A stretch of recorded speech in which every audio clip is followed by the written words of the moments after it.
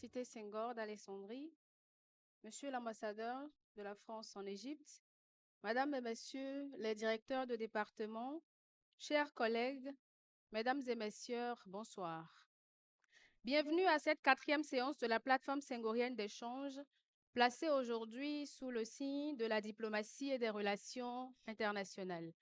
Je suis Chimène Aouyanji Fassinou Gongo, étudiante en management de projet, département management de cette université.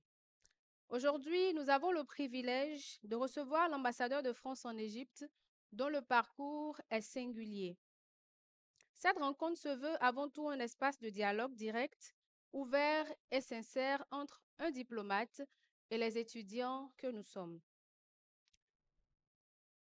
Elle s'inscrit dans la vocation même de notre institution, qui est de former des cadres africains et haïtiens capables de comprendre le monde, de l'analyser et d'y prendre leur place. Pour ouvrir officiellement cette séance, je vous prie d'accueillir chaleureusement, sans tarder, le recteur de cette université, le professeur Thierry Verdel.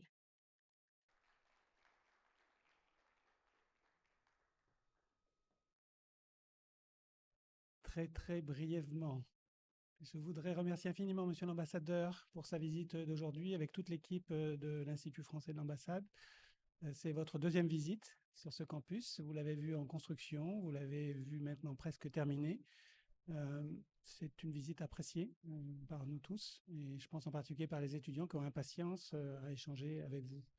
Merci mille fois de votre présence, de votre disponibilité, de votre souhait même d'avoir ce moment d'échange avec nos étudiants. Nous vous en remercions doublement. Je voudrais rappeler à toutes les personnes ici présentes que Monsieur l'ambassadeur a aussi, nous fait aussi l'honneur d'accueillir nos diplomates. Vous savez, quand nous avons la classe diplomatique au mois de juin, il y a aussi un échange que vous avez souhaité instaurer et j'espère qu'on pourra le renouveler encore au mois de juin au Caire ou ici d'ailleurs, pourquoi pas. Donc sans plus tarder, je vais laisser la place à la suite de la cérémonie et vous remercier au nom de tous les étudiants et de toute l'université. Merci. Merci, recteur.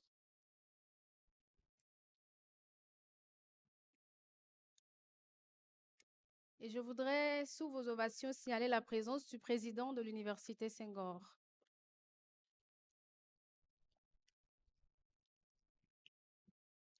Alors, aujourd'hui, notre séance, elle sera particulière. Comme vous pouvez le remarquer, nous aurons donc un panel, mais ce ne sera pas un panel comme on a l'habitude de voir. Ce sera un panel où les étudiants seront autour de l'ambassadeur pour lui poser des questions qui certainement vous intéresseront. Alors, ce panel, comme j'ai commencé par le dire, les étudiants ne vont pas répondre aux questions. Je serai là en tant que modératrice, mais l'idée, c'est d'orienter donc le débat, de gérer le temps et les autres échanges avec l'ambassadeur. Vous aurez également le temps entre les différents instants de ce panel-là de poser des questions si vous en avez. Je serai là pour assurer donc la répartition de la parole. Alors, face à Monsieur l'ambassadeur aujourd'hui pour conduire les échanges, 4 étudiants venant des 4 départements de l'Université Senghor.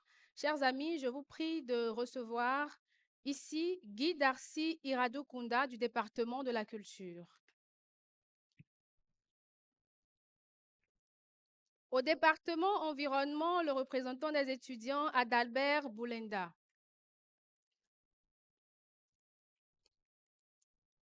Ensuite, Réginald Charles du département management. Et pour finir, le docteur Farid Akaya du département santé.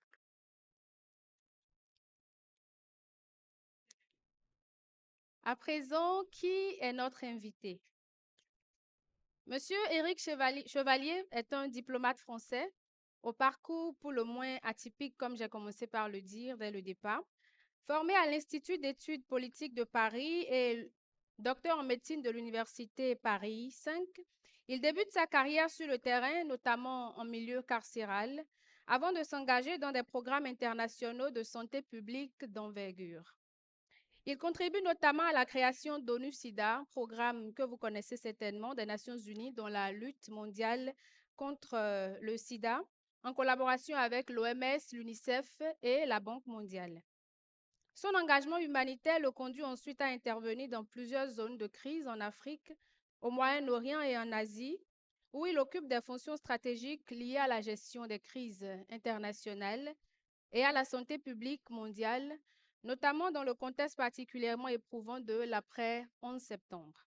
Sa carrière prend ensuite une dimension pleinement diplomatique. Il est successivement nommé ambassadeur de France en Syrie, poste qu'il occupe au moment du déclenchement de la révolution en 2011, l'une des crises les plus dévastatrices de notre époque, puis au Qatar, en Irak et enfin en Égypte, où il est actuellement ambassadeur de la France.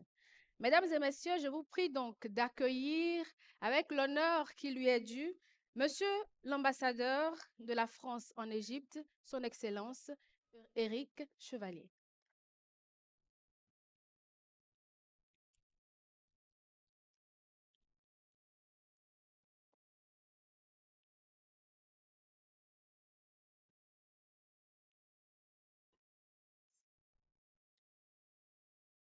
J'enlève la bouteille plastique pour faire plaisir à la directrice du département environnement.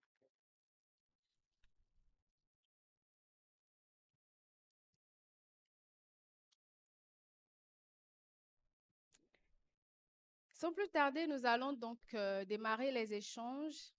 Notre premier tableau s'intitule Parcours de l'ambassadeur. Il est vrai que nous avons quelques informations sur vous, dont j'ai fait mention tout à l'heure, mais nous allons essayer de comprendre davantage sur vous afin d'apprendre de vos différentes expériences. Alors, entre terrain, crise et diplomatie, je vais donc laisser la parole à mes chers amis. On va commencer par le docteur Farid Akaya pour ouvrir le panel. Merci.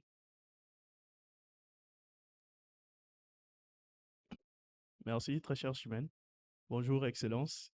C'est un véritable honneur d'être à votre droite. Je me sens tellement chanceux d'être à vos côtés. Vous le savez, peut-être que vous ne le savez pas, moi je le sais. Vous êtes docteur en médecine et moi aussi, je pense qu'on est liés par ce serment, par le serment d'Hippocrate.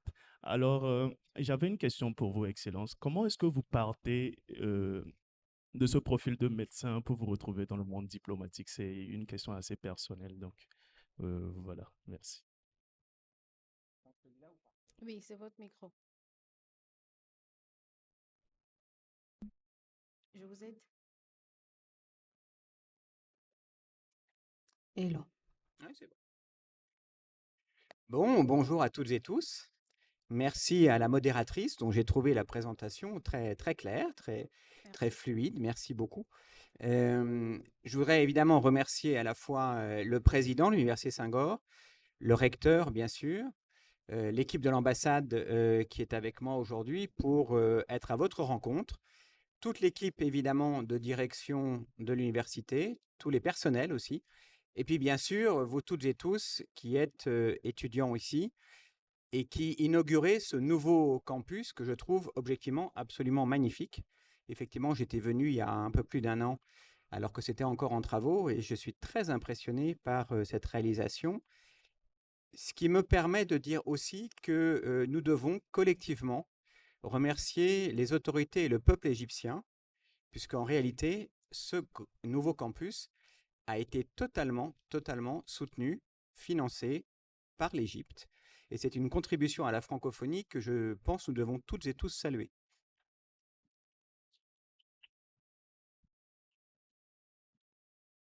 Et je suis heureux que la France, pour ce qui concerne le budget régulier de cette université, soit le principal contributeur, à hauteur, je crois, à peu près de 50% du budget de cette université, ce qui me fait plaisir, je dois le dire, parce que je crois profondément aux enjeux d'enseignement.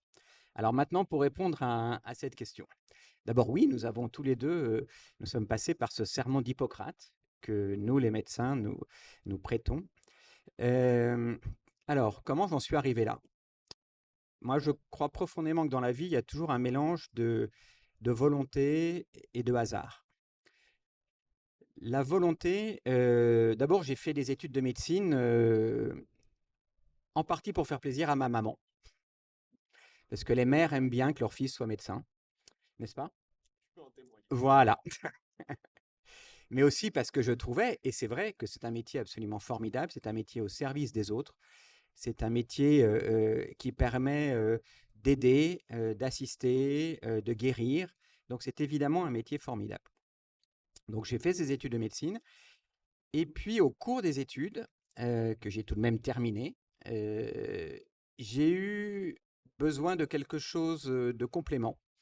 Et c'est là donc, en finissant mes études de médecine, que j'ai décidé de passer le concours de Sciences Po à Paris et que j'ai donc fini mes études de médecine tout en étant étudiant à Sciences Po, euh, avec cette idée que je voulais, et une nouvelle fois, moi j'ai toujours énormément de respect et d'admiration pour le métier de médecin et pour les enjeux de santé, mais j'avais besoin d'ouvrir un peu le périmètre.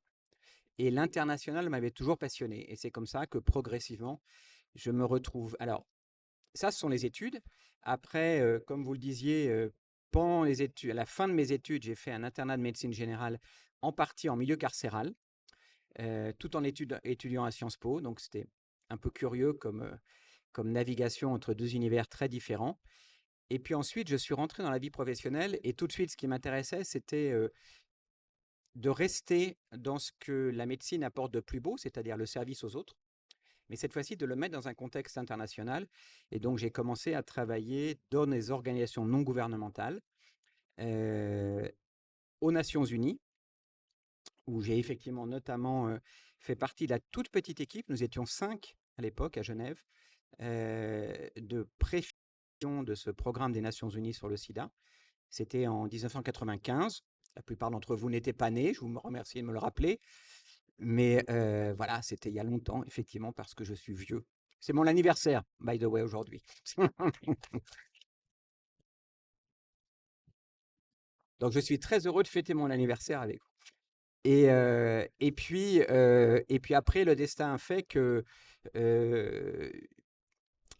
j'ai été appelé à travailler auprès de quelqu'un dont le nom vous est peut-être connu, Bernard Kouchner, donc cofondateur de Médecins sans frontières et Médecins du monde, et qui à l'époque était secrétaire d'État à la santé en France. Il m'a demandé de travailler avec lui, et puis voilà, le destin a continué. Nous sommes partis au Kosovo ensemble, puisqu'il a été nommé chef de la mission des Nations Unies au Kosovo. Mon épouse, qui est au fond de la salle, m'avait entendu dire que je partais pour 1 ou 2 semaines pour l'aider à mettre en place la mission. Ça a duré 1 an et demi. Et puis après, j'ai fait d'autres choses. J'ai dirigé les missions de Médecins du Monde. Et puis, de nouveau, Bernard Kouchner a été nommé ministre, mais cette fois-ci des Affaires étrangères. Et c'est là qu'il m'a demandé de revenir travailler avec lui. Et que, voilà, ensuite, j'ai successivement été nommé ambassadeur dans différents pays. Mais peut-être pour finir cette réponse un peu longue, pardon, juste pour vous dire que ce chemin-là, pour moi, n'invalide pas un instant mon respect et mon sentiment pour la carrière médicale. Parce que c'est un magnifique métier. Donc, je ne sais pas ce que vous ferez plus tard, mais peut-être vous ferez de la santé publique si vous êtes ici. C'est peut-être, j'imagine, ça la raison, qui est une autre belle façon de faire d'être dans le secteur de la santé. À côté des soins, c'est au moins aussi important, puisque là, on parle de l'aide à des populations. Voilà. Mais puis peut-être que le destin fera qu'un jour, vous serez ambassadeur, on ne sait jamais. Inch'Allah, on verra bien. Inch'Allah, comme on dit ici. Merci beaucoup, Excellence. Albert? Merci beaucoup, Excellence, Monsieur l'ambassadeur. Je fais bien le propos de Farid pour dire que c'est un honneur d'être là. Et faisant suite aussi à sa question, dans votre parcours, votre parcours est marqué particulièrement par un engagement humanitaire qui n'est fait ombre d'aucun doute. Alors, ma question est de savoir, est-ce que cela a contribué à votre ascension politique en France? Alors d'abord, je sais pas si c'est une ascension, mais c'est une trajectoire institutionnelle. Vous savez que nous, dans le système diplomatique français, les ambassadrices, d'ailleurs, et ambassadeurs, sont des hauts fonctionnaires. On ne peut pas les considérer comme étant des acteurs politiques. Ce n'est pas le cas, évidemment, dans tous les systèmes. Vous savez qu'il y a des systèmes, le système diplomatique américain, par exemple, utilise beaucoup les political appointees, c'est-à-dire la nomination de personnes en tant qu'ambassadrices ou ambassadeurs qui sont dans une logique politique, ce qui n'est pas tout à fait le cas chez nous. Enfin, ce qui n'est pas le cas chez nous, d'ailleurs. Il peut y avoir quelques cas très rares, voilà. Et puis, il y a des trajectoires un peu bizarroïdes comme la mienne. Je ne sais plus quelle est votre question, je vais la retrouver. Est-ce Redites-moi. que votre Votre expérience dans le monde Oui, humanitaire, alors est-ce que cela l'expérience vous aide dans humanitaire. votre vie d'ambassadeur? Oui, alors, que ce soit mon expérience de médecin ou mon expérience humanitaire, je les considère comme ayant quand même des conséquences sur la façon dont je conçois mon travail de diplomate. Et je le résumerai en disant que j'attache une énorme importance à tout ce qui est la relation à la population et le service rendu. Alors, je ne dis pas du tout que des diplomates qui ont une carrière, disons, plus classique, n'ont pas ces préoccupations-là. Mais c'est vrai que moi, c'est mon réflexe premier. Et comme je crois profondément que le travail diplomatique, ça consiste à la fois à construire des ponts entre deux pays, entre les autorités de ces pays, c'est une des fonctions de la relation diplomatique, du travail diplomatique, mais aussi de construire des ponts entre les peuples. Et pour moi, c'est au moins aussi important. Et ça, je pense que c'est teinté en partie d'une trajectoire médicale et d'une trajectoire humanitaire. Ce qui ne veut pas dire une nouvelle fois qu'il n'y a pas des diplomates qui n'ont pas eu ce parcours et qui ne s'intéressent pas à la question de la relation entre les peuples, hein, je ne dis pas ça.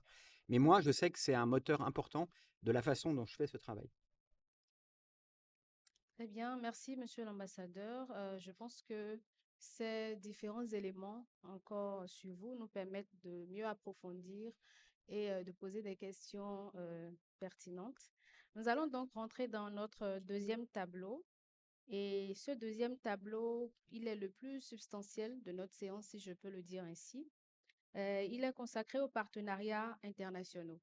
Nous allons donc parler des dynamiques actuelles entre la France et ses partenaires, avec un regard particulier sur le continent africain.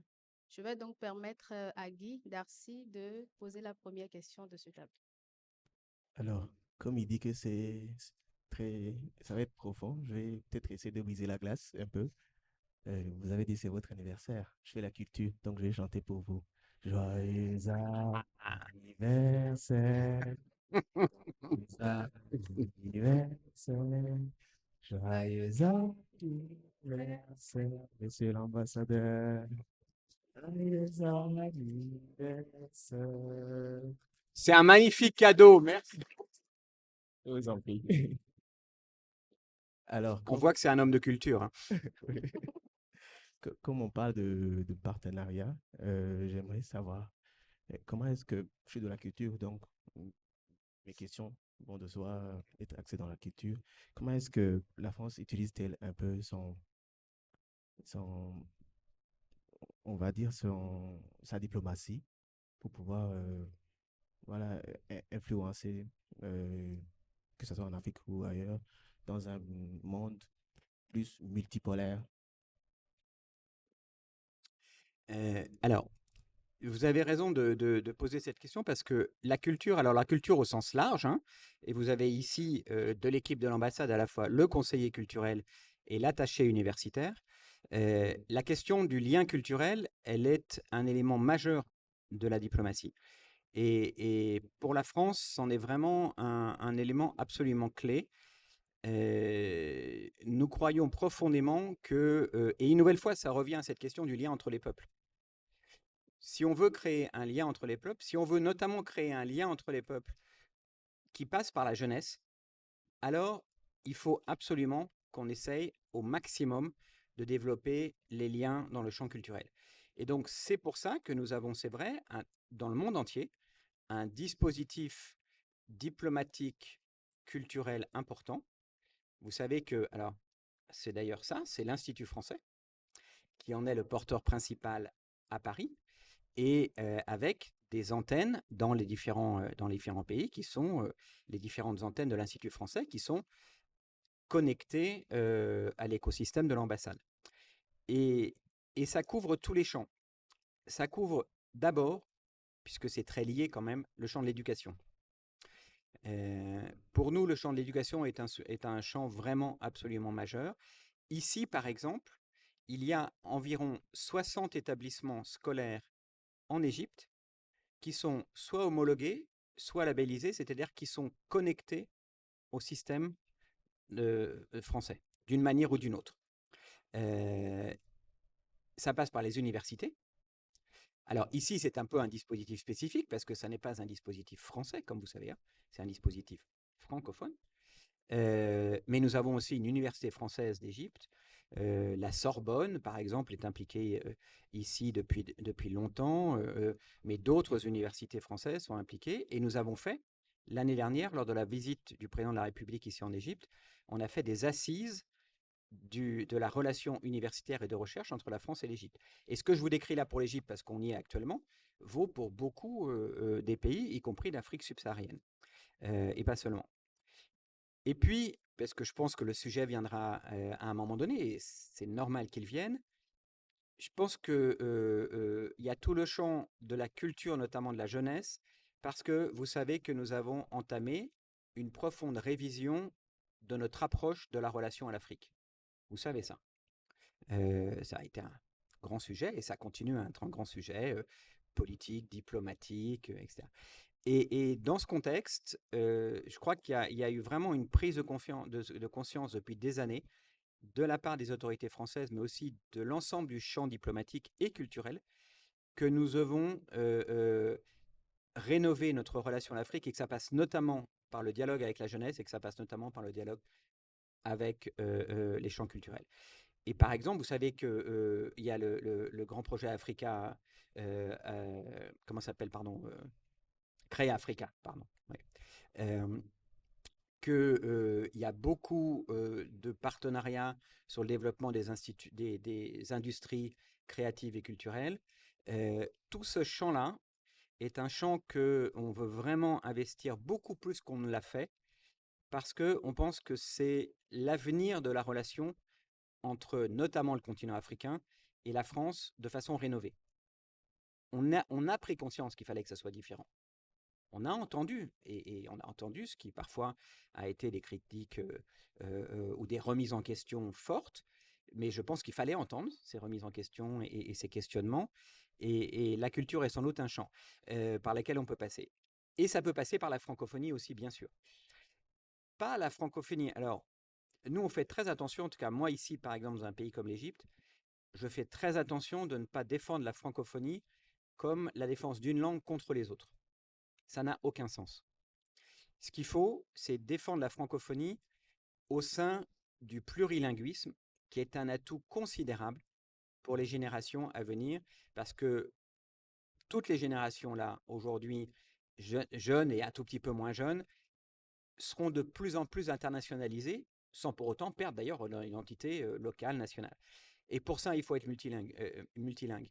Et par exemple, en Égypte, il est évident qu'une jeune Égyptienne ou un jeune Égyptien, pour pouvoir encore mieux se mouvoir dans le monde à venir, doit parler arabe, bien sûr, anglais, parce que c'est aussi une langue de véhicule international, et on pense français parce que c'est un outil aussi qui permet, et c'est mon point final pour répondre à votre question, qui permet de défendre aussi la langue comme ouverture culturelle.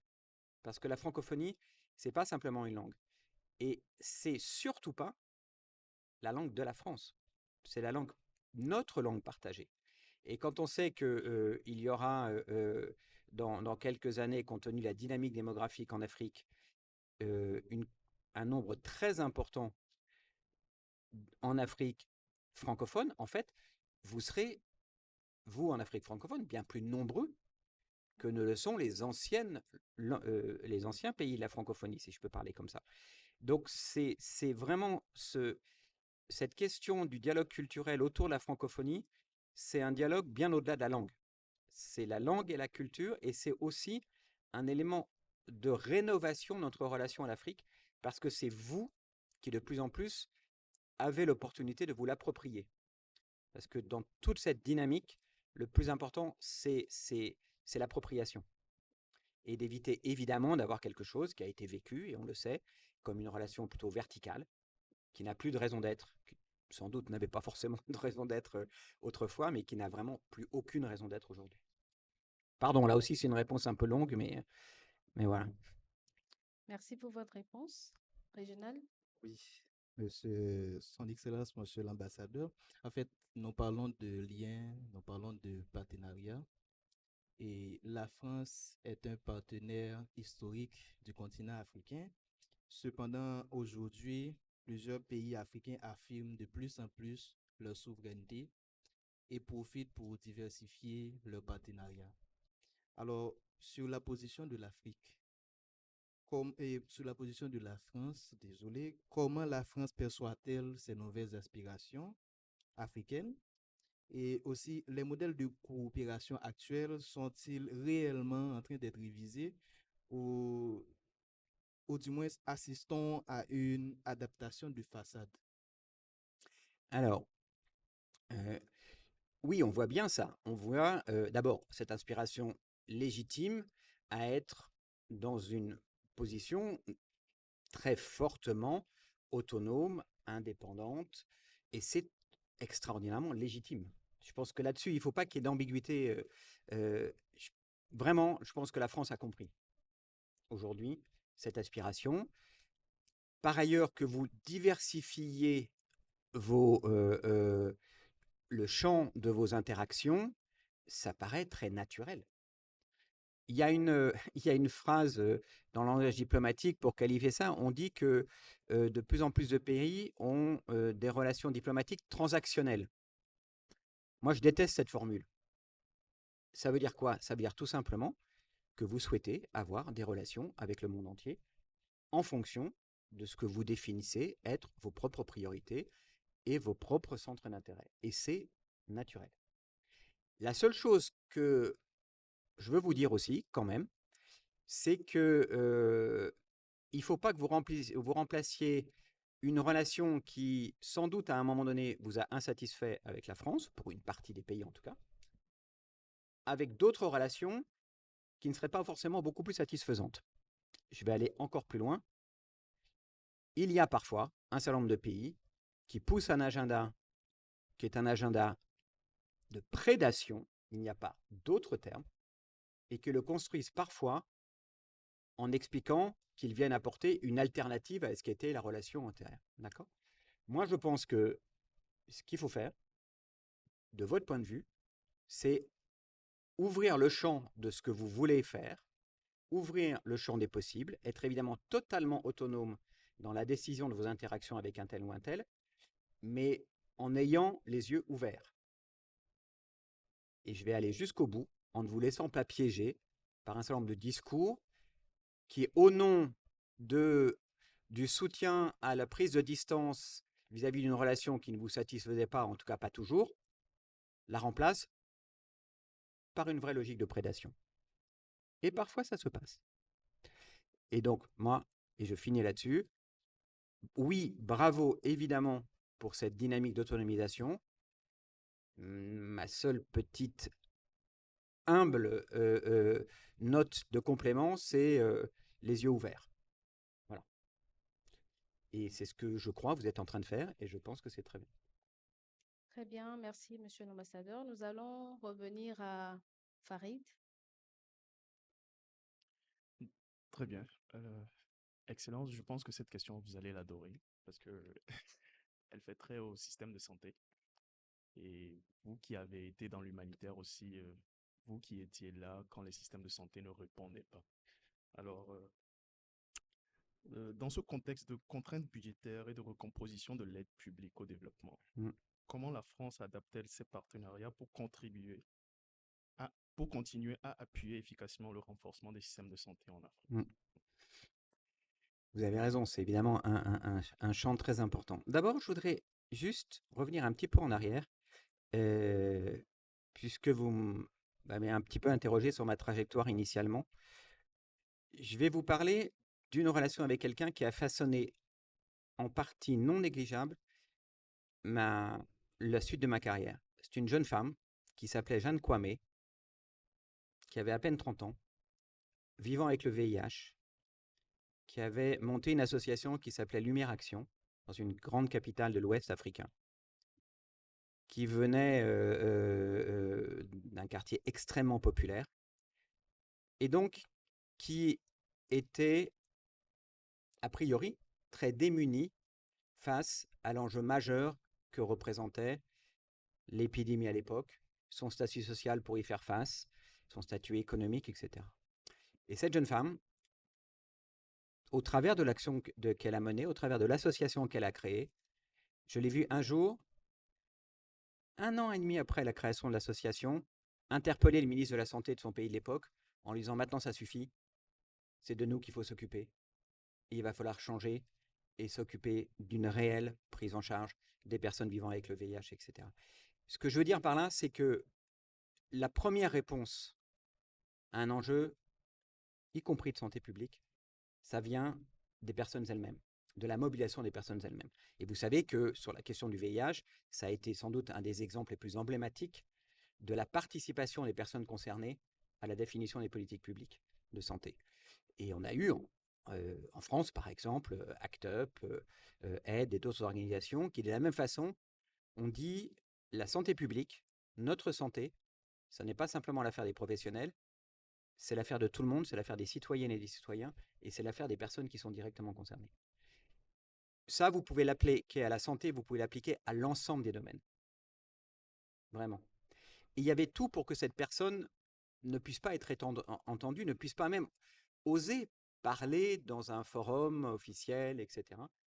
Et ça, pour moi, c'est extrêmement inspirant de la façon dont on doit poser les questions de santé publique. Alors, une fois qu'on a dit ça, qui n'est pas exactement la réponse à votre question, mais puisque vous faites de la santé publique, je voulais vous dire ça parce que moi, ça m'a construit, je le dis clairement. Et une nouvelle fois, vous pouvez l'appliquer à plein de domaines. C'est l'appropriation, et ça revient d'ailleurs à la question de la relation de l'Afrique et des peuples africains à leur environnement, à l'international, etc. C'est la prise en main de son destin. Après, alors, c'est vrai que nous sommes aujourd'hui, pour la question plus spécifique que vous posez, face à un énorme défi de l'aide au développement. D'abord parce que nos ressources sont de plus en plus limitées, il ne faut pas se mentir. Nous avons par exemple, s'il s'agit de la France, un sujet budgétaire et financier qui fait que ça conduit forcément à réinterroger, en tout cas, à la fois les volumes, mais surtout l'approche. Et ça peut évidemment générer des difficultés, mais ça peut aussi générer des opportunités sur justement la définition de nouvelles approches au travers de véritables partenariats. Vous avez posé la question. L'aide au développement, là aussi, ça ne doit plus être simplement une approche, en gros, verticale et de générosité. Ça doit être une vraie dynamique. Alors, moi, j'aime pas beaucoup le terme co-construit, mais là, il s'applique assez bien. C'est quelque chose qu'on construit ensemble au travers d'un partenariat. Et là, on peut trouver des bénéfices communs parce que nous avons des bénéfices communs à, y compris, aider vos pays à avoir des systèmes de santé publique qui fonctionnent. C'est aussi notre intérêt en réalité, si on est tout à fait franc. Parce que si on voit les dynamiques des pandémies, on voit bien que, en dehors même de la nécessité éthique d'être ensemble face à ce que un pays, par exemple africain, peut avoir comme problème de santé, il y a aussi un enjeu tout simplement de santé publique globale, de santé publique mondiale. Mais ça, du coup, il faut changer le paradigme et le faire plutôt au travers des partenariats. Et là, on continuera à pouvoir le faire. Et je n'ai pas beaucoup de doutes sur le fait qu'on continuera à pouvoir le faire. Et on continuera à trouver des ressources pour le faire, mais peut-être différemment. Il faut aussi évidemment impliquer le secteur privé. Il n'y a aucun doute. Il y a, si on reprend l'exemple du VIH, on sait très bien que tout ce qui a été fait autour de la question des licences sur les médicaments, la grande question des accès aux antirétroviraux, par exemple, qui ont été un très bon exemple de la façon dont il fallait aussi impliquer les acteurs privés pour être partenaires d'une dynamique. Je pense qu'il faudra le continuer aujourd'hui avec de nouvelles pathologies et nouvelles molécules. Donc c'est peut-être ça qui peut se passer, c'est le changement de paradigme d'une aide au développement très verticale, décidée par quelqu'un dans un bureau à Paris en consultant vaguement 2-3 personnes, à quelque chose construit ensemble, qui soit un vrai partenariat et qui serve vos intérêts, mais aussi éventuellement nos intérêts à nous. Merci, Monsieur l'ambassadeur. Adalbert du département environnement. Oui, nous allons faire un passage au département environnement après avoir parlé brillamment de la santé.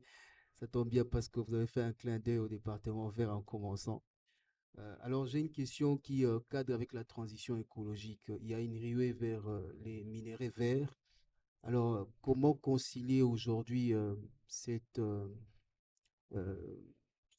on va dire, cette recherche des minerais verts et la situation sociale au niveau du terrain, là où les minerais sont puisés?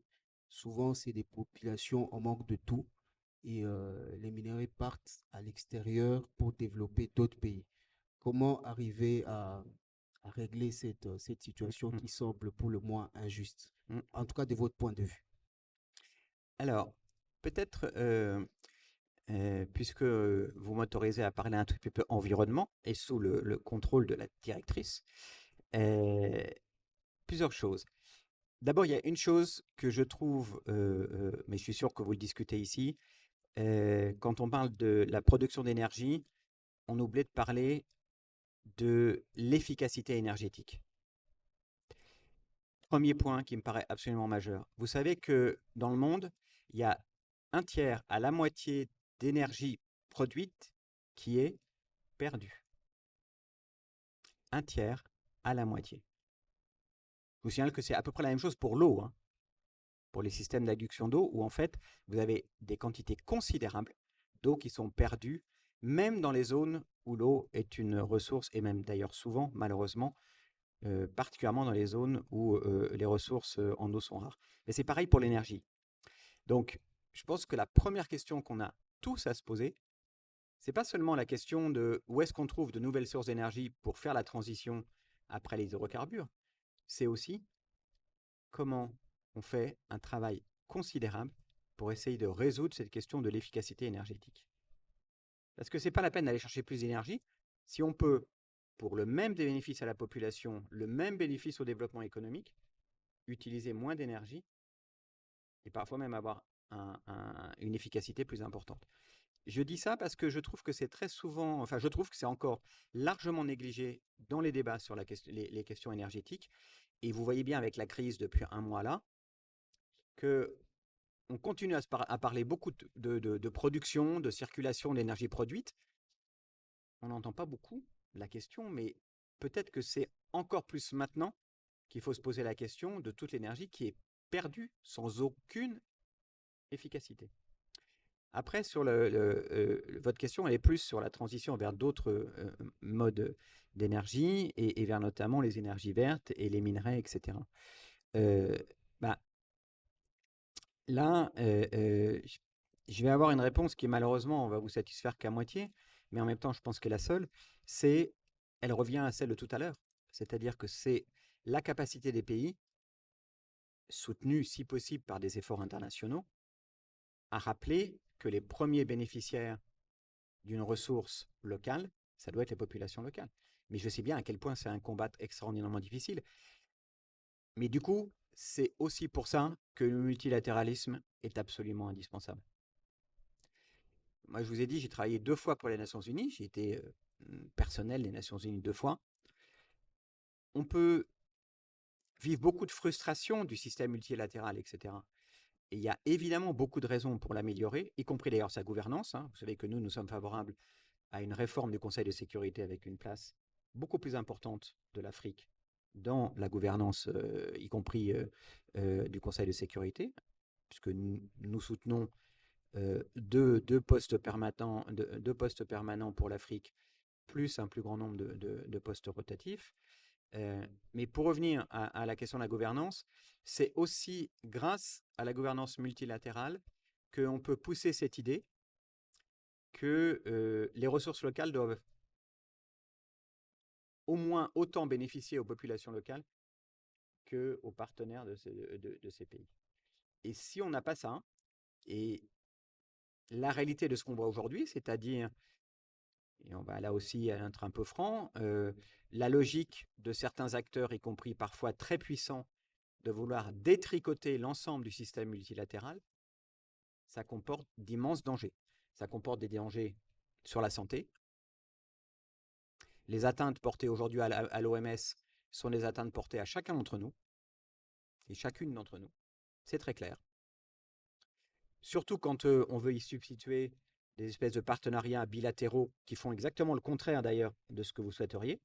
C'est-à-dire qu'on substitue, si je prends l'exemple de la santé, un cadre globalisé de réponse aux enjeux à des relations bilatérales évidemment déséquilibrées entre une très grande puissance et un pays qui est dans une situation moins favorable, mais ça vaut exactement pour les ressources sur les minerais tels que vous l'évoquez, etc. Donc, et une nouvelle fois, c'est un peu général ce que je vais vous dire, mais j'y crois profondément. C'est-à-dire que les deux choses, c'est soutenir la volonté des États concernés à rappeler qu'il y a des populations là où il y a ces minerais, et donc ça doit bénéficier à ces populations. Et deuxièmement, maintenir et développer des cadres internationaux qui fassent que tout ça n'est pas géré uniquement dans un rapport de force bilatéral entre un grand prédateur et un pays qui se débat dans des situations difficiles et qui va forcément être plus vulnérable. Donc, vraiment, système multilatéral. Alors oui, bien sûr, il faut le réformer. On sait bien que le Conseil de sécurité aujourd'hui ne fonctionne pas bien. On sait bien qu'il y a beaucoup d'optimisation à avoir dans le système de l'ONU, mais aussi le système de la finance internationale, par exemple, des grandes agences de financement internationaux, etc. Oui, bien sûr, il n'y a aucun doute là-dessus. Mais l'immense piège tendu par certains, c'est de dire, au nom de cette nécessité d'amélioration, détruisons le système et parlons-nous bilatéralement. Ça, c'est absolument dramatique. Et au bout du compte, ça pénalisera, y compris d'ailleurs, les populations de ces grands prédateurs, je vais les appeler comme ça. Sur la santé, ça sera évident. Le jour où il y aura une nouvelle pandémie, la destruction des capacités de réponse globale feront que ça reviendra aussi pour les populations. Sauf que les décideurs en question de ces grands prédateurs, ils seront passés à autre chose. Mais la population, elle sera concernée. Satisfait? Réginald. Oui, alors, monsieur l'ambassadeur, nous voulons savoir quel regard que vous portez sur la montée en puissance des organisations régionales africaines comme l'Union africaine ou la CEDEAO dans la gestion des crises aujourd'hui. Et aussi, est-ce que vous pensez que la France doit désormais négocier davantage avec des entités régionales plutôt qu'avec des États souverains en mode bilatéral? Ben, moi, je pense que évidemment, la logique, c'est que les structures sous-régionales ou les structures régionales s'impliquent dans la gestion des conflits dans leur zone. C'est une évidence. Qui connaît mieux que les gens de la sous-région ou de la région les dynamiques d'un conflit, les dynamiques d'une crise, les acteurs, etc. Donc oui, et d'ailleurs c'est ce que nous faisons, hein, très clairement. Nous poussons de plus en plus d'abord, nous avons de plus en plus de relations avec les organisations régionales et sous-régionales, et on pousse de plus en plus aussi le système multilatéral à s'engager dans les partenariats, je pense à un partenariat Nations Unies, Union africaine, etc. Donc oui, après, là aussi, il faut toujours faire attention et rester sur une bonne ligne de crête, parce que il peut y avoir un risque à dire, mais après tout, que les instances sous-régionales ou régionales se débrouillent avec le conflit ou la crise dans leur région. Et nous, on va regarder la télé. On va passer à autre chose. Je pense qu'il faut qu'on fasse attention à comment on tient une bonne ligne de crête là-dessus, entre, une nouvelle fois, l'appropriation, l'implication de celles et ceux qui sont plus directement en capacité de répondre à une crise, mais aussi de garder un lien avec le système global. D'abord parce que les crises loco-régionales, généralement, ont un impact global. Et deuxièmement, parce que ça permet parfois aussi de prendre de la distance, parce que vous pouvez aussi avoir des logiques de crise où les acteurs sous-régionaux sont plus ou moins directement impliqués. On sait bien que ça arrive, d'accord? On sait bien qu'il y a parfois une crise, un conflit avec des pays environnants qui peuvent avoir des intérêts dans la dynamique de cette crise ou de ce conflit, de soutenir tel ou tel acteur, etc. Donc, il faut aussi avoir une capacité de dézoomer. J'ai vu que vous avez 2 beaux studios ici pour faire des images. Et c'est pour ça que je pense qu'il faut qu'il y ait les deux et que c'est l'articulation qui est intéressante. Et par ailleurs, ça n'empêche pas d'avoir du dialogue bilatéral parce que là aussi, il ne faut pas oublier que le fondement des nations, quelle que soit la contestation qu'il peut y avoir autour des périmètres, des géographies, des frontières, etc., ça reste quand même le fondement des relations internationales, des relations d'un État à un État. Donc, voilà, la question, c'est comment vous imbriquez tout ça, mais la logique de donner de plus en plus de place aux acteurs sous-régionaux et régionaux, je pense que c'est une bonne logique, à condition que ça ne soit pas une façon de se décharger d'une responsabilité qui est aussi une responsabilité collective, parce une nouvelle fois, les acteurs de la sous-région peuvent avoir aussi un intérêt. Voilà. Donc il faut essayer de trouver un chemin qui est souvent compliqué hein, pour avancer. On va donner la parole à notre passionné de culture. Merci.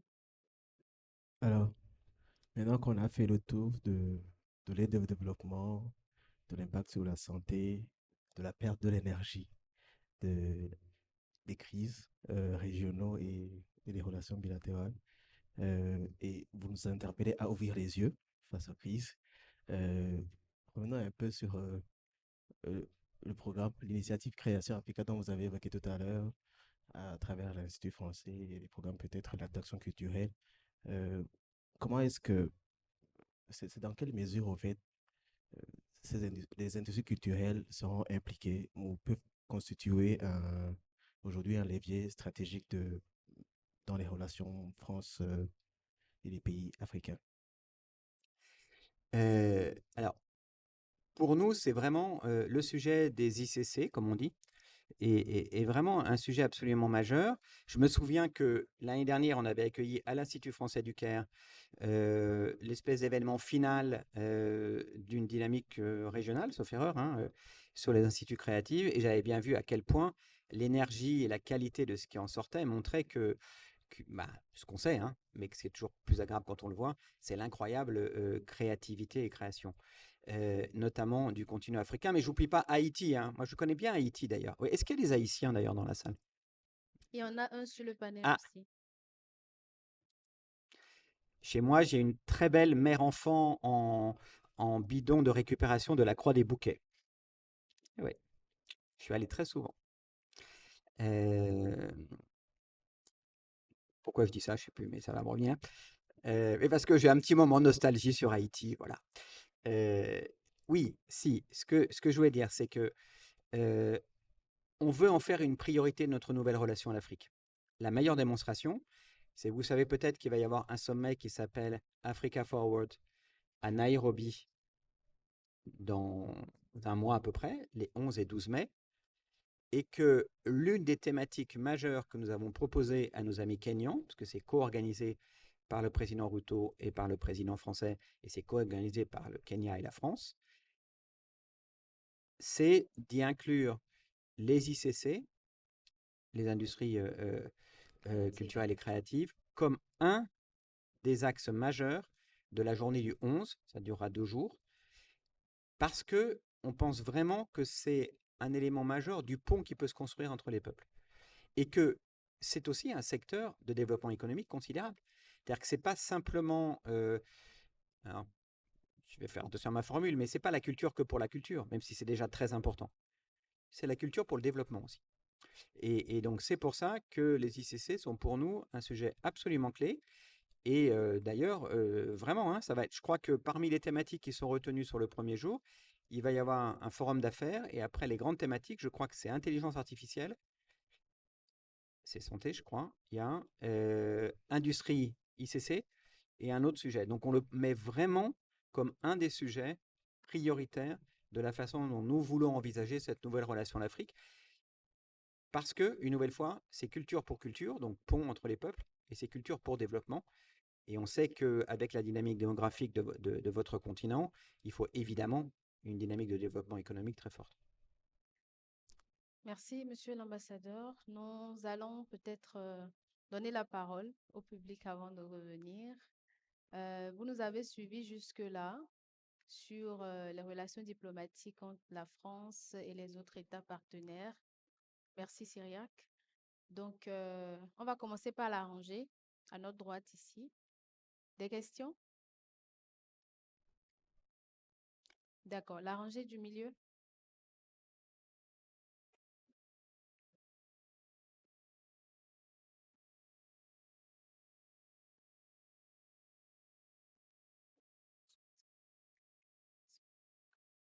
OK. Je vous prie de vous présenter en prenant la parole avec votre origine. Nom, prénom, origine, département. Bonjour tout le monde. Son Excellence, merci de nous accorder cette opportunité d'échanger que nous considérons comme précieuse pour comprendre la diplomatie de la France avec l'Égypte et le continent africain. Je suis Anita Voulatar, auditrice en gestion de l'environnement et d'origine malgache, donc de Madagascar. J'ai deux questions. Actuellement, quel rôle la France envisage-t-elle pour les pays insulaires comme Madagascar, souvent perçus comme vulnérables, dans sa stratégie de coopération régionale, notamment dans les domaines du climat, de la biodiversité et de l'économie bleue? Et ma deuxième question, certains critiques parlent d'un déséquilibre dans les relations France-Afrique. Quelles sont aujourd'hui les actions concrètes mises en place pour construire une relation réellement partenariale, et non perçue comme asymétrique? Merci. Merci. Comme vous voulez. On va prendre une autre personne et après vous D'accord. allez répondre. Il y avait un doigt derrière. Merci.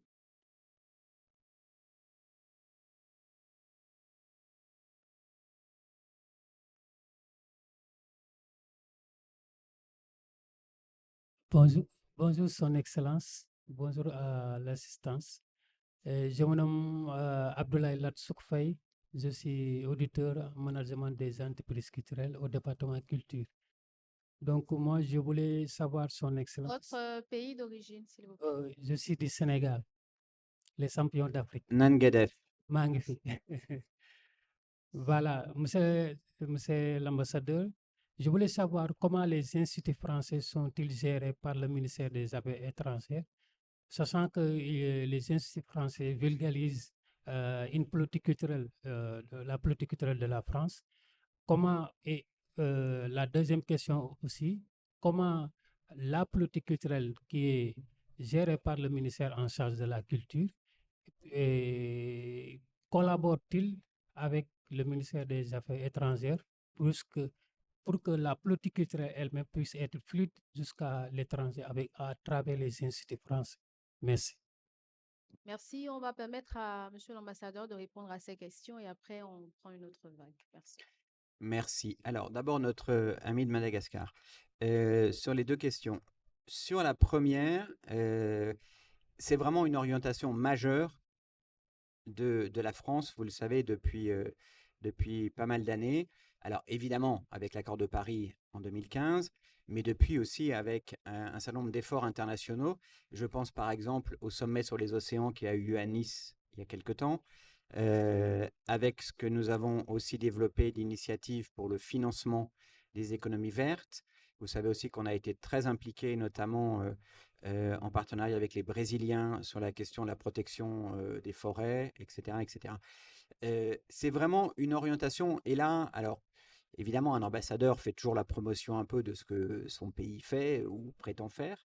Mais là, je suis vraiment très à l'aise pour parler de ce sujet parce que c'est vraiment un sujet sur lequel la mobilisation de la France est réelle, forte, et notamment sur la question des États insulaires, pour lesquels vous savez qu'on a un certain nombre de partenariats importants. Mais ce que nous avons voulu, c'est que tous les efforts qu'on peut faire soient les efforts qui soient insérés dans une dynamique multilatérale. C'est typiquement le cas pour l'UNOC, pour le grand sommet des Nations Unies sur les océans qui a eu lieu à Nice il y a peu de temps, où la logique était bien là. Et y compris sur, vous savez, le traité sur la haute mer, mais aussi sur les questions de protection des États insulaires, sur le financement, l'accès au financement des États insulaires pour à la fois l'adaptation et l'atténuation. Donc, Mais on est très conscient que c'est pas la France seule qui peut être le partenaire suffisant pour faire face à ce défi majeur. D'où la volonté à chaque fois d'essayer d'embarquer une dynamique internationale, et c'est ce que nous avons fait vraiment sur tous ces sujets. Et là, je veux quand même dire quelque chose, c'est que nous voyons bien qu'aujourd'hui, il y a des vents contraires très forts. Ok ? Et nous savons très bien d'où viennent ces vents contraires notamment. Et qu'il faut rester fort et droit face à ça. Il y a aujourd'hui des pays, y compris certains grands pays, qui souhaitent totalement détricoter la question de la lutte contre le changement climatique, qui y compris remettent en question la science. Et la science, ça n'est pas une opinion, la science, c'est la science. Et le changement climatique, les effets du changement climatique sont aujourd'hui parfaitement connus. Évidemment, ceux qui sont les plus touchés directement sont bien évidemment les États insulaires. Et donc, toute remise en question des fondements scientifiques d'une part, des nécessités d'agir d'autre part, sont criminels. Il n'y a pas d'autre terme. Et donc, là, il y a un vrai combat à mener aujourd'hui que nous devons mener ensemble, et c'est ce qu'on essaye de faire. C'est ce qu'on essaye de faire à chaque fois en essayant d'embarquer le plus de pays possible, parce qu'une nouvelle fois, déjà c'est difficile en soi. Si en plus, on est dans la situation qui est celle aujourd'hui, où de forts vents contraires essayent de détricoter tout ça, alors il y a vraiment des dangers absolument majeurs, et vous les vivez, vous les premiers, évidemment, dans les États insulaires. Donc voilà, là-dessus, c'est vraiment quelque chose qui est une priorité absolue pour nous, et à laquelle nous croyons vraiment. Sur votre deuxième question, ben, c'est un peu ce que j'essayais de toucher plusieurs fois tout à l'heure. C'est notre conscience claire qu'il y avait de très forts questionnements sur la nature et les modalités de notre relation à l'Afrique qu'il fallait réinterroger. Vous savez qu'il y a eu un discours du président de la République à Ouagadougou en 2017, le discours de Ouaga. 10 ans après, à peu près, il va y avoir ce sommet Africa Forward, que d'ailleurs nous co-animons avec un pays d'Afrique anglophone pour montrer que là aussi, on veut un peu changer les modalités. Alors, qu'est-ce qu'on a fait concrètement? Bah, il y avait plusieurs sujets qui étaient questionnés. Par exemple, celui évidemment des bases militaires en Afrique. Bah, il y a une décision forte qui a été prise pour réinventer complètement la relation de défense et de sécurité, pour passer d'une logique de base, qui à l'évidence pouvait être mal comprise, à une logique de partenariat sur les enjeux de sécurité, sur la base des souhaits et des demandes des autorités des pays.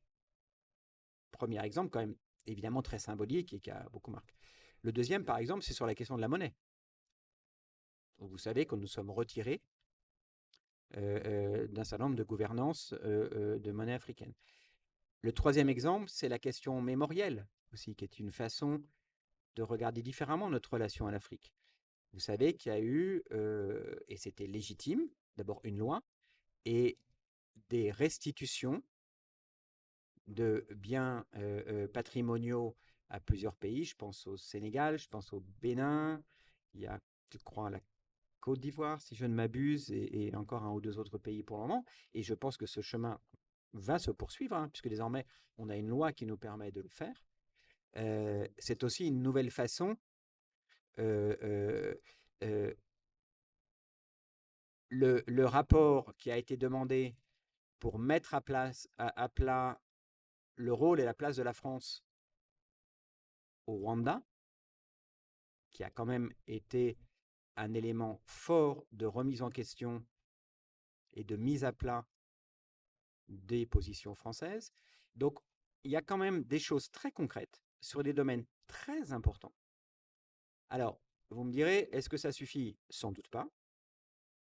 Mais je pense qu'on peut honnêtement dire que ce qui a été annoncé il y a une petite dizaine d'années, c'est-à-dire une nouvelle fois cette réinterrogation de la relation, elle a déjà pris sur des sujets absolument majeurs, militaires, patrimoniaux, monétaires, mémoriels. Il y a eu des choses qui se sont passées.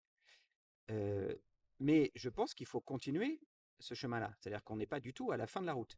Et je pense d'ailleurs que le dialogue qu'on doit avoir entre France et les différents pays qui sont vos pays, c'est qu'on continue à nous dire s'il y a des choses qui sont souhaitées pour faire évoluer encore cette relation.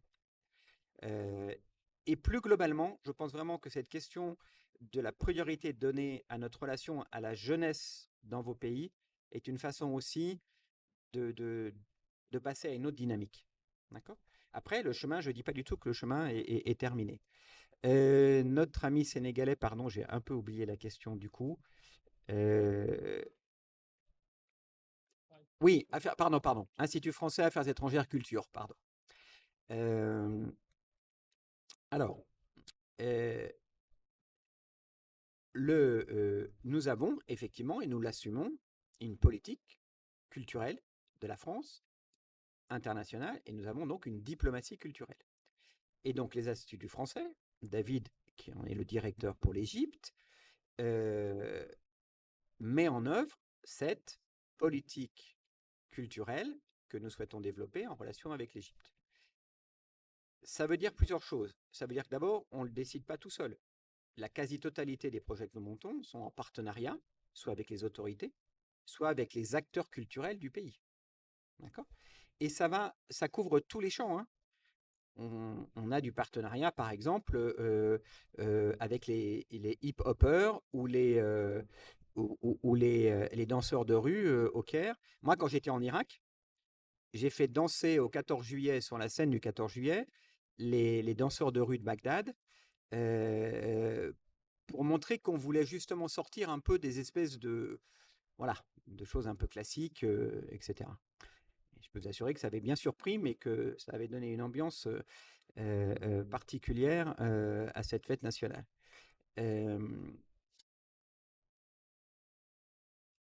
La structure de l'Institut français, elle a un avantage, c'est que d'abord, elle est liée aussi au ministère de la Culture, pas simplement au ministère des Affaires étrangères, et que du coup, ça lui permet aussi d'être un espace qui peut parfois avoir plus de liberté que ne peut l'être un poste diplomatique. Et donc, ça permet, et cette structuration institutionnelle, elle permet évidemment que l'Institut français soit le bras porté de ce que nous souhaitons avoir comme relation culturelle avec le pays. Ce qui veut dire relation, ça veut dire être à l'écoute aussi de ce que souhaite le pays. Et en même temps, d'être un espace où il peut se faire des choses qui ne seraient pas forcément celles que la diplomatie pourrait plus facilement faire. Et on travaille comme ça pour mettre en place une programmation qui, une nouvelle fois, couvre tous les champs et qui, là aussi, je peux vous assurer, enfin, moi, on l'a discuté quand je suis arrivé il y a 2 ans comme ambassadeur, c'est de vérifier que l'essentiel de la programmation de l'Institut français du Caire, en fait l'Institut français d'Égypte, puisqu'il y a aussi une extension à Alexandrie, vous connaissez pour certains et certaines, soit vraiment destiné à la jeunesse. Parce qu'il y a un petit piège parfois dans les pays, c'est que nous ayons comme interlocuteurs de notre relation culturelle les personnes très installées dans le champ culturel du pays en question. C'est bien de le faire, mais il faut aussi aller chercher les gens qui sont plus jeunes, qui viennent apporter une dynamique différente, un regard différent. Merci. Il y avait encore d'autres mains levées. C'est bon? D'accord. Monsieur l'ambassadeur, je vous remercie pour votre présence ici à Senghor. Je suis Nedji Francisca Chéri, je suis haïtienne. Ma question pour vous est la suivante. De nombreux constats révèlent qu'il existe une contradiction directe entre la volonté d'attractivité affichée par la France et la réalité des services consulaires. Donc aujourd'hui, des étudiants africains et haïtiens admis dans vos universités se voient refuser leur visa ou subissent des délais et des exigences financières qui bloquent leur projet d'études. Donc, j'aimerais savoir comment justifier ce fossé entre les discours de partenariat et les barrières administratives réelles et quelles sont les mesures concrètes de la diplomatie française et comment prend-elle les critères d'obtention de visa sans ne pas contredire les objectifs de coopération éducative? Merci. Merci. Il y a également une main de ce côté.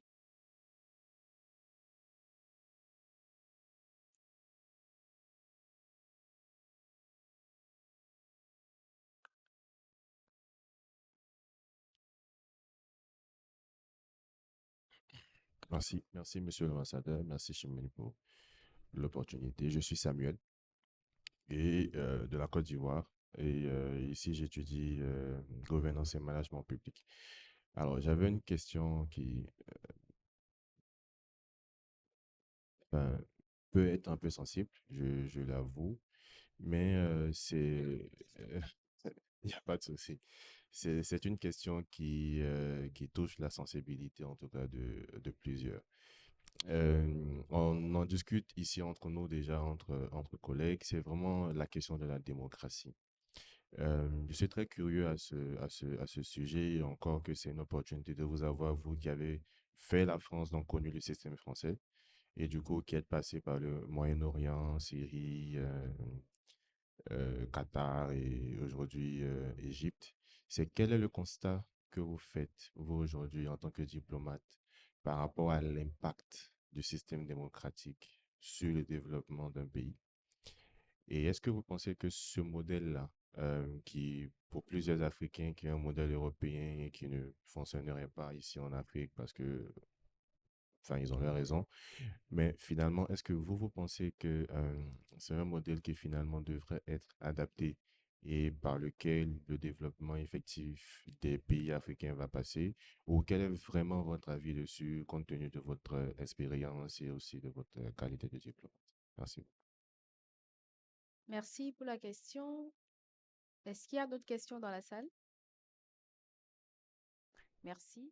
Monsieur l'ambassadeur, c'est à vous. C'est évidemment une question très importante et pour laquelle il nous faudrait sans doute beaucoup de temps et beaucoup d'échanges. Mais si vous me demandez ce que je pense profondément qu'il faut que soit laissée la possibilité à tous les acteurs d'une société de s'exprimer et de revendiquer ce qu'ils souhaitent revendiquer. Après, je ne sais pas s'il faut dire qu'il faut appliquer un modèle démocratique qui est celui des démocraties occidentales telles qu'elles ont été développées. Ça, je pense qu'il faut aussi avoir l'humilité, de notre point de vue, de reconnaître que c'est une décision des sociétés concernées. Une nouvelle fois, on en revient toujours à cette question de l'appropriation. Mais il y a une chose qui, pour moi, est une constante, c'est l'importance que les espaces d'expression, les espaces d'opinion puissent être le plus ouverts possible. Je vous parlais de la façon dont Jeanne Kwame a en partie construit mon regard sur le monde, mais je pourrais parler de Razan Zeitouneh, avocat des droits humains en Syrie. C'est d'ailleurs assez frappant parce que, pardon, elles sont souvent des femmes jeunes, mais exemple extraordinaire de courage, d'abnégation. Après, sur les modalités pratiques concrètes, l'organisation sociétale et le nom qui lui est donné, ça, moi, je pense que personne n'a de leçon à donner à personne. Mais il y a une chose qui est importante, vraiment, qui, à mon avis, qui est fondamentale, parce que elle conditionne pas simplement la façon dont une société peut vivre, elle conditionne probablement aussi la façon dont une société peut se développer. Parce que l'espace d'expression, c'est aussi la possibilité d'y apporter son énergie à cette société, d'y apporter sa contribution, etc. Et donc, voilà. Je ne sais pas si je réponds ou pas à votre question, mais ce qui est sûr, c'est que moi, je ne crois pas au modèle, d'accord? Que chacun soit modeste et l'humilité nécessaire. Si on avait les recettes parfaites, ça se saurait, d'accord? Donc personne n'a la recette parfaite. Donc pas forcément de modèle, mais quand même peut-être une constante, c'est l'importance absolument vitale de ce que représente la possibilité des espaces d'expression et d'opinion qui doivent être préservés, qui doivent être accompagnés et qui ne doivent pas être supprimés. Et que c'est y compris, je pense, une condition du développement d'une société. Je ne suis pas sûr, je réponds à votre question, mais en tout cas, j'essaye d'y répondre de la façon dont je peux. Les visas, je sens que vous n'êtes pas très contente et je peux comprendre que vous ne soyez pas très contente. Je ne vais pas vous dire le contraire. C'est un sujet complexe. C'est un sujet d'ailleurs qui renvoie aussi aux questions de société dans un pays comme le mien, par exemple. De ce que c'est aujourd'hui que le consensus social, de ce que c'est aussi, de ce que c'est que, par exemple, la question majeure de ce qu'on consacre à l'université, parce que accueillir des étudiants étrangers dans une université qui est finalement essentiellement prise en charge par le public, donc par les impôts des citoyens, ça renvoie à un débat public sur quelle part on veut ou pas donner à celles et ceux qui viennent de l'étranger. Moi, je pense que c'est très important, mais il peut y avoir d'autres opinions et que c'est aussi quelque chose qu'il ne faut pas masquer, qui existe. Après, nous avons quand même essayé, je crois, mais je peux comprendre, hein, ça fait 4 fois que je suis ambassadeur, donc je sais ce que c'est que la question des visas. Et je sais ce que c'est que parfois la question de la frustration vis-à-vis des visas. D'accord? Je ne suis pas tout à fait sourd. Nous essayons de redéfinir une politique plus claire sur les questions de mobilité. Avec peut-être des choses qui ne vous feront pas plaisir, peut-être à un moment donné, qui est d'avoir des mobilités universitaires qui sont axées sur certaines disciplines plutôt que sur d'autres. Et peut-être que c'est quelque chose qui, à un moment donné, sera une question de tension. Mais la question d'une politique publique, c'est qu'elle se construit aussi, si je parle là d'une politique publique française à l'égard de la mobilité universitaire, elle se construit aussi à partir du consensus sociétal dans le pays. Et tout ça peut être en tension, faut pas se le cacher. Après, je vois bien quand même, nous, sur les mobilités étudiantes, par exemple, ici, en Égypte, je parle en Égypte, nous sommes dans une dynamique d'encouragement de ces mobilités universitaires. On augmente le nombre de bourses, souvent d'ailleurs cofinancées par l'État égyptien en l'occurrence et par la France. On augmente le nombre de bourses. Alors, j'espère que ça ne sera pas trop affecté par les restrictions budgétaires, de la situation budgétaire que connaît la France. Mais en tout cas, non, mais je vous dis aussi la réalité. Mais voilà. Donc, je sais que c'est un sujet complexe et je sais que c'est un sujet qui peut, et pour de bonnes raisons, ne pas être toujours comprise dans les pays. Et je voyais bien derrière votre question qu'il y a une insatisfaction qu'on entend souvent, qu'on entend beaucoup, qui est très compréhensible. Mais pour autant, je ne dirais pas qu'il y a une espèce en tout cas, j'aimerais ne pas penser qu'il y a une hypocrisie française sur le sujet. Il y a une tension française sur le sujet. Ça, c'est vrai. Y compris tension sociétale, tension politique sur le sujet. Mais, et qui passera peut-être effectivement par une stratégie de mobilité étudiante privilégiant certains secteurs plutôt que d'autres. Est-ce que ça vous fera toujours plaisir à certaines et certains d'entre vous? Peut-être pas. Est-ce que les choix qui seront faits sur les priorités données à ces types de mobilité seront celles qui seraient souhaitées, et même peut-être d'ailleurs qui seraient celles qui seraient les plus utiles pour les pays dont vous venez? Peut-être pas. Je ne sais pas très bien comment tout ça va se calibrer. Honnêtement, je ne le sais pas. Et donc, je comprends la tension et je comprends la frustration. Merci, Monsieur l'ambassadeur. Il y a certainement encore des questions, mais vu le temps, nous allons passer au troisième tableau, euh, quelques minutes, qui s'adresse à nous en tant qu'étudiants, en tant que futurs leaders d'Afrique et d'Haïti, histoire de bénéficier donc de votre expérience pour orienter nos trajectoires. Je vais laisser la parole à Réginald. En effet, Son Excellence. Les étudiants présents dans cette salle représentent la prochaine génération de cadres africains et haïtiens appelés à jouer un rôle sur la scène internationale. On l'espère bien de toute façon. Alors, quelles sont selon vous, au-delà des diplômes, les compétences véritablement indispensables pour qu'un jeune Africain ou Haïtien puisse non seulement accéder aux arènes internationales, mais y peser réellement? Euh, un, gardez votre énergie et votre volonté. En mauvais français, dans cet endroit francophone, never give up. Je veux dire par là, ne renonce pas à ce à quoi vous croyez. C'est déjà extrêmement important.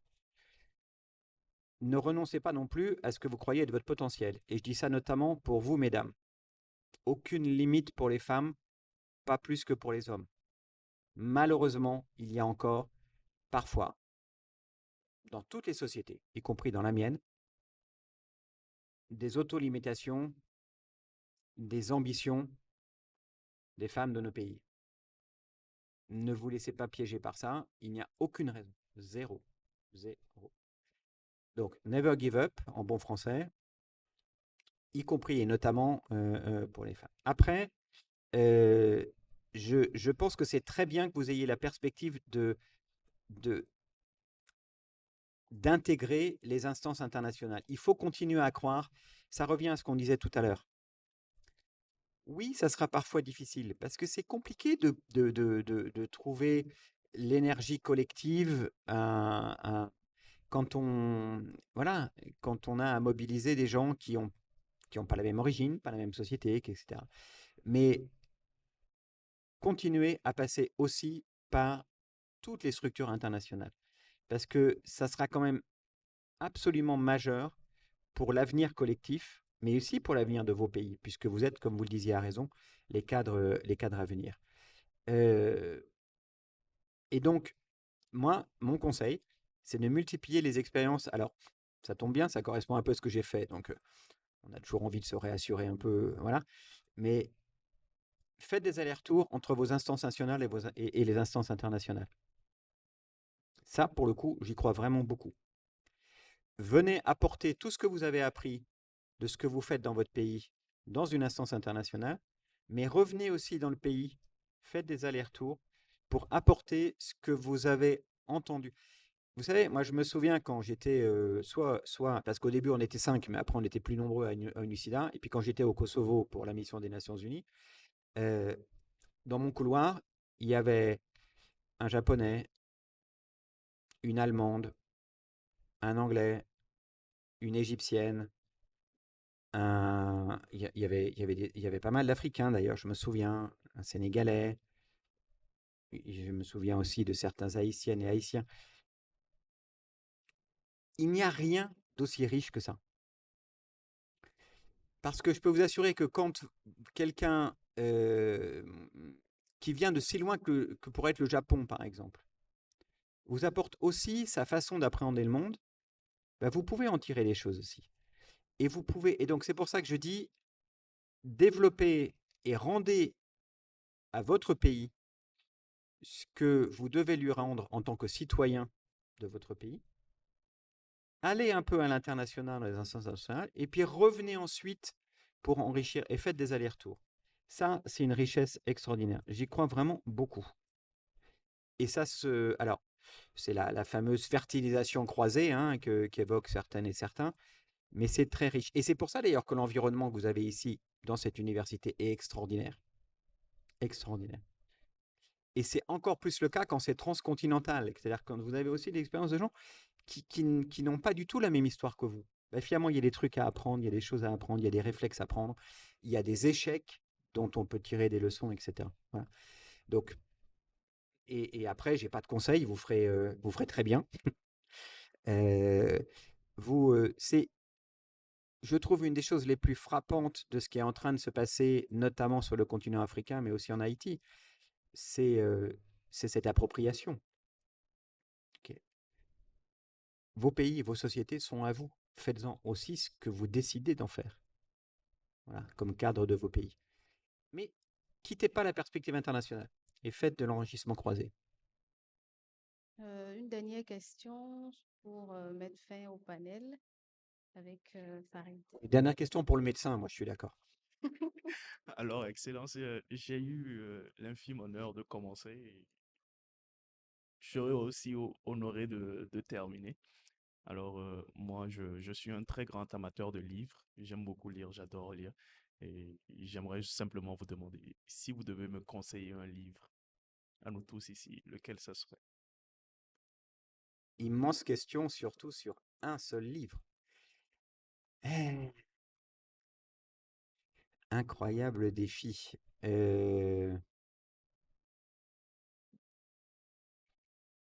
Oh, je suis pas sûr que je sois capable de dire qu'il y ait un livre qui m'est marqué, enfin, qui se détache tellement du reste que non, je veux pas répondre à cette question parce que alors non, mais je vais vous dire pourquoi. Je vais vous dire pourquoi. Parce que mais c'est comme pour le cinéma. Euh, et ça sera ma conclusion. Ça me permet de faire cette conclusion qui est une façon de faire un peu de judo avec la question. C'est la diversité. D'accord? Moi, je me refuse à avoir un seul livre, un seul film, une seule approche. Je pense que c'est de la diversité que naît la richesse. Et donc, c'est pas une pirouette simplement pour pas répondre à votre question, parce que je pourrais en citer évidemment 15, mais ça n'a pas de sens. Euh, il y a le grand danger, je crois, de toutes nos existences à tous et toutes, c'est de donner l'illusion qu'il n'y a qu'un chemin unique, qu'on sait tracer tout seul sans s'enrichir de tout l'écosystème environnant. On finit par l'environnement finalement. Euh, L'environnement, la biodiversité, elle s'applique à tout. Elle s'applique à l'approche politique, elle s'applique à l'approche sociétale, elle s'applique aux relations internationales, elle s'applique à vos choix culturels. Dans biodiversité, il y a la vie, il y a diversité. Mais c'est ça qu'il faut. D'accord? C'est la diversité en tout. Faites attention, si j'ai un seul conseil très prétentieux à donner, parce que bah, maintenant j'ai 66 ans depuis aujourd'hui, donc voilà, il y a un moment où on peut donner des conseils de vieux dinosaures, c'est ne vous laissez jamais enfermer. Ne vous laissez jamais enfermer. Ayez votre propre mouvement propre, votre propre réflexion, nourrissez-la de tout ce qu'il y a autour de vous, parce que c'est comme ça que vous serez un peu meilleur. Voilà. Donc diversité, diversité, enrichissement, ne jamais se laisser enfermer. Il n'y a rien de pire que les 4. Voilà, j'arrête là. J'ai été trop long, madame.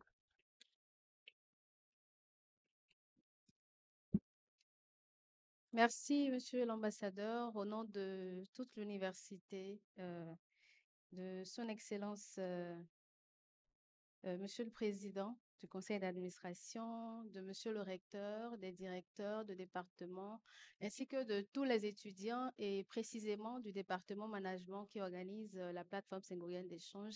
Nous vous remercions et c'est ainsi que nous accompagnons le panel. Mais avant, on va faire une photo de famille. Ah, oui.